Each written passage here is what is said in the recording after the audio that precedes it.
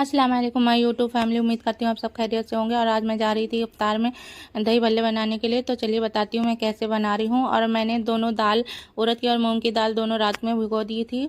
और फिर उसके बाद मैंने मिक्सर जार में उसे डालकर 3-4 हरा मिर्चा और 2 छोटा सा अदरक का टुकड़ा डालकर पीस ली थी। और फिर उसे रेस्ट पे रख दी थी। और फिर उसके बाद रेस्ट से निकाल कर मैंने गैस पे कढ़ाई रखकर उसमें ऑयल डालकर सारे बड़े को अच्छे से तल लिया था मैंने। और फिर उसके बाद जब बड़ा हमारा तल गया था अच्छे से, तो फिर मैंने एक बाउल में गर्म पानी लिया और उसमें सारे बड़े को 5 मिनट के लिए डाल दिया था, और जिससे हमारा बड़ा बहुत सॉफ्ट बने।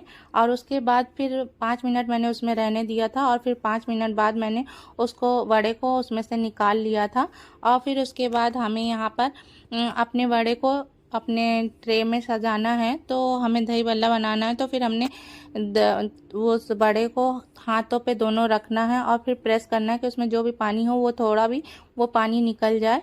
और फिर हमने सारे ट्रे में सारे भल्ले को लगा लिया था। और फिर उसके बाद हमने उसमें दही डाली थी। दही को हमने मिक्सर में फेंट लिया था अच्छे से, और उसमें थोड़ा सा ही 2 चम्मच शक्कर डाल दिया था। और फिर उसके ऊपर ही मैंने ये दही लगा दिया था। और दही डालने के बाद हमने फिर उसके ऊपर इमली की चटनी लगा दी थी, खट्टी मीठी। और फिर उसके बाद हमने हरी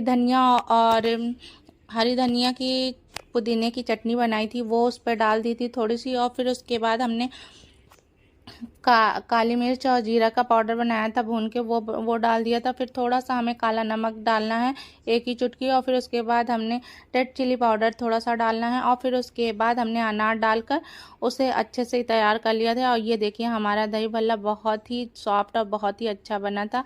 और एक बार आप लोग बनाइएगा ज़रूर, आपको बहुत पसंद आएगा। फिर से मिलते हैं दूसरी वीडियो में।